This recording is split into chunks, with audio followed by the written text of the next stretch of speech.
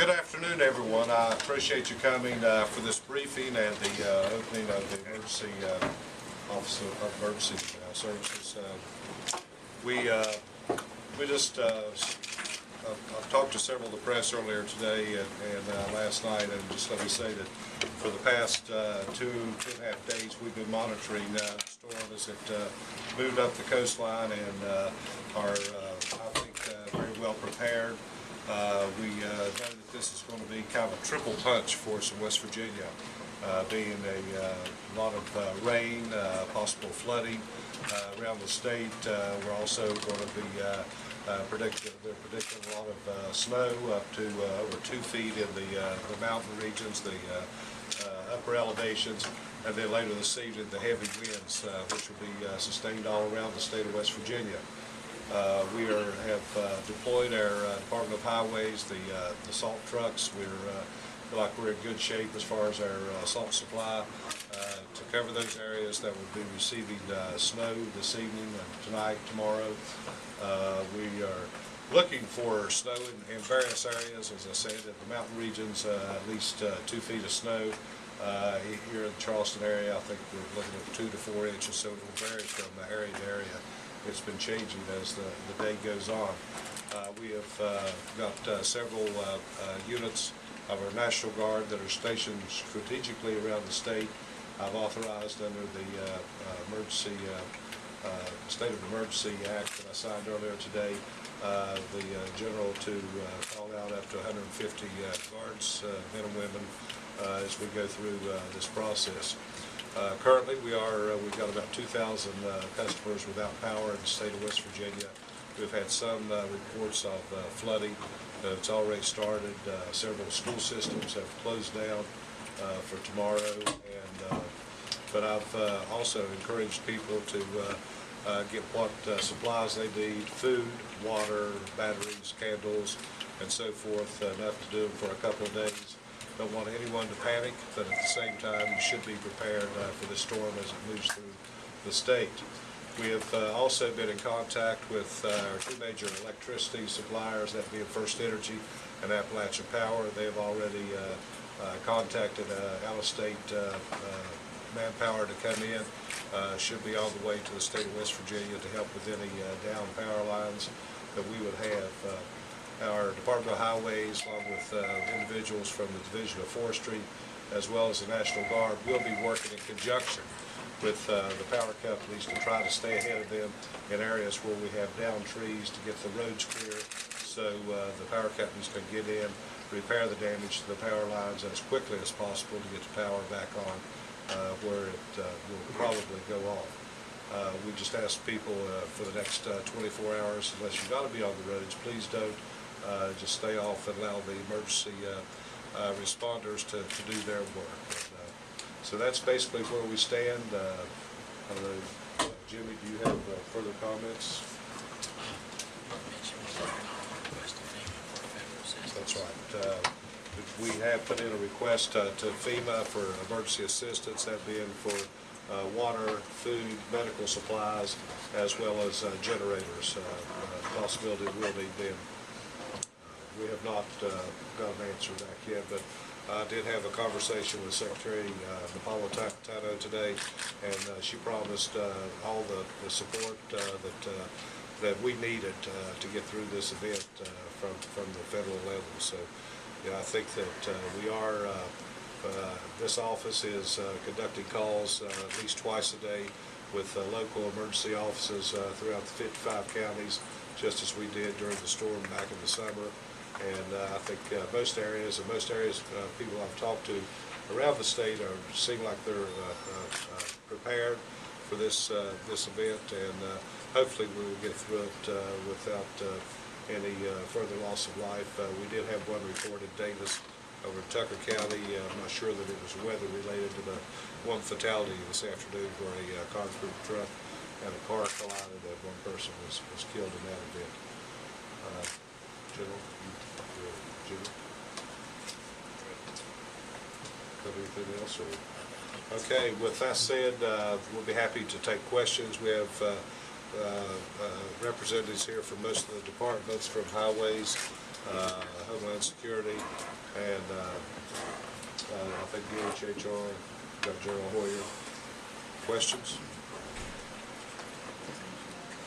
What area is the National Guard being sent to? Are they being concentrated anywhere specifically? They are, and I'll let the General respond to it, they're at 6 or 7 strategic locations around the state currently, and General, you can expand on where you'll use the other 150. We'll start to flow what we call liaison teams into the counties that we think are going to be affected the earliest and the most. But right now, as the governor said, his direction was try to regionalize, because we're continuing to track a storm that just a few minutes ago made another left turn. So what we've got to do is be prepared with the appropriate positioning to be able to respond out throughout the state as quickly as possible. Do you know what those areas are? Yeah, we have Martinsburg, Glen Jean, which is in Fayette County, here in Charleston, Wheeling, and Fairmont. What's the time frame on this storm? What are we looking at when the worst is supposed to be here?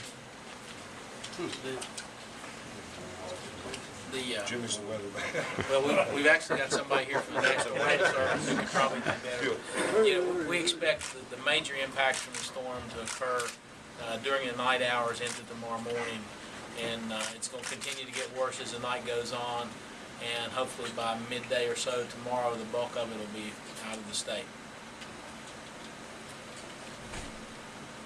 Any more details about, you said there's a fatality, but you're not sure if it's related to the weather? You get any more details about that? Chuck Runyon from the Department of Highways said there was wind and rain at the time of the accident, and so I guess it was somewhat related to the storm. Obviously, we think about the snow and ice, but Chuck says it was related because of the wet roads. Where are we getting reports of flooding?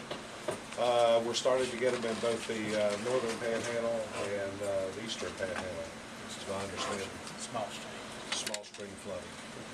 Obviously, we're concerned about how much rain we get to the north and what effect that will have on the Ohio River. That will take several days, but should we get huge amounts of rain, that obviously will continue to make the Ohio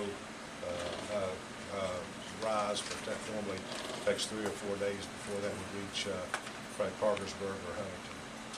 So they are expecting snow in Charleston, 3 to 4 inches? That's Yeah, the snow in Charleston is right now less than an inch, but it has potential to be a little bit more depending if everything, comes in just right.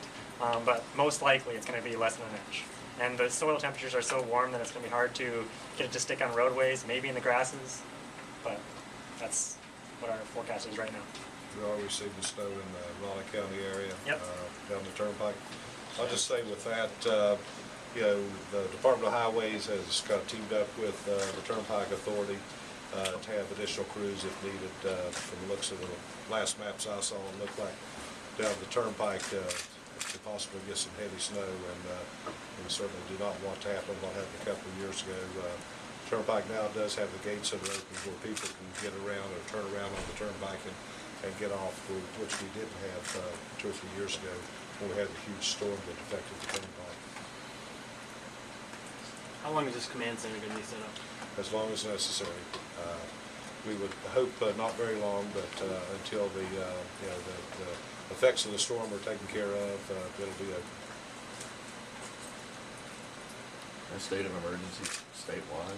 It is statewide, and normally they would be, and particularly in this case, because the way the storm is kind of fluctuating, and it appears that all parts of the state will be affected one way or another, whether it be with rain, the snow, or the heavy winds. The biggest fear, obviously, is losing power the way we did before, especially in some areas with the leaves still on the tree. We have a potential for the high wind or the wet snow in the mountainous regions to bring trees down. So that's one of the reasons we've teamed our crews up with the electric companies to try to cut their way in if there are down trees to get the electric company in as quickly as possible to restore the power. On that subject, Governor, we've been hearing a little bit about the fact that after the past storm that the trees might be weakened, there might be more of an issue there. Any way we can quantify that, or do we know we just have to wait and see?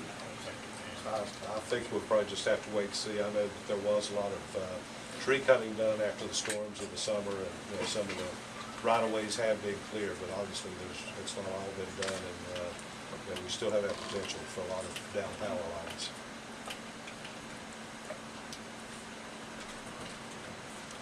State offices open tomorrow, or has that Yes. decision? As far as the state offices go, they will be open. Obviously, we'll use common sense and looking at it, because once again, we don't know what areas will be affected and how severely. So that will be a judgment call basically on an office by office or county by county call as needed. I know the Secretary of State's office sent out a release a little bit ago about voting, and early voting is going on. If locations lose power, are they going to be, early voting sites going to be made a priority to get generators, or how are you all going to handle that? Sure. I mean, that's part of the law, and that's been one of those issues that has been brought up, especially in the last 48 hours, quite a bit all along the East Coast. But I'm sure that we'll do everything we can to make sure those voting polls are restored as quickly as possible. I know that Jefferson County closed down their courthouse earlier today, but kept the clerk's office open for early voting.